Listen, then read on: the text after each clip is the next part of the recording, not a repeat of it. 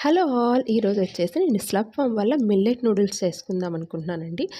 ఎప్పటినుండో అనుకుంటున్నాను స్లప్ ఫామ్ వల్ల millet noodles ఒకసారి ట్రై చేద్దాము, మా బాబుకి పెడదాము అనేసి. కానీ కుదరలేదు. బయట దొరికే నూడిల్స్ అయితే నేను ఆల్రెడీ ట్రై చేశానండి. అందులో మైదా పర్సెంటేజ్ అనేది చాలా ఎక్కువగా ఉంది.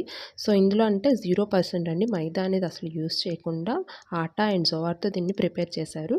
సో, ఇది మనం తినడానికి కూడా చాలా హెల్తీ కాబట్టి ట్రై చేద్దాము అని తీసుకున్నాను. నార్మల్ మనం నూడిల్స్ ఎలా ప్రిపేర్ చేసుకుంటామో వాటర్‌లో బాయిల్ చేసేసి తర్వాత మ్యాజిక్ మసాలా ఎలా యాడ్ చేస్తామో ఇది కూడా సేమ్ ప్రాసెస్ అండి. మనకి కావాలి అనుకుంటే గనక ఏమైనా వెజీస్ మన ఇంట్లో ఉన్నవి ఏదైనా సరే దీన్ని యాడ్ చేసుకోవచ్చు. చాలా సింపుల్ ప్రాసెస్ అండి. సో, మిల్లెట్స్‌లో చేస్తున్నారు కాబట్టి మన హెల్త్‌కి కూడా చాలా మంచిది. సో, ఇక్కడైతే నేను టీ అనేది ప్రిపేర్ చేసుకుంటున్నానండి. టీ అనేది ఒక ఎమోషన్ అనమాట. సో, ఎప్పుడైనా మార్నింగ్ ఈవెన్ కంపల్సరీ టీ అయితే తీసుకుంటాను. సో, సింపుల్ మన ఇంట్లో ఎలా తయారు చేసుకుంటామో సింపుల్ నూడిల్స్ నేను కూడా అలాగే తయారు చేశానండి. మీరు కూడా నచ్చితే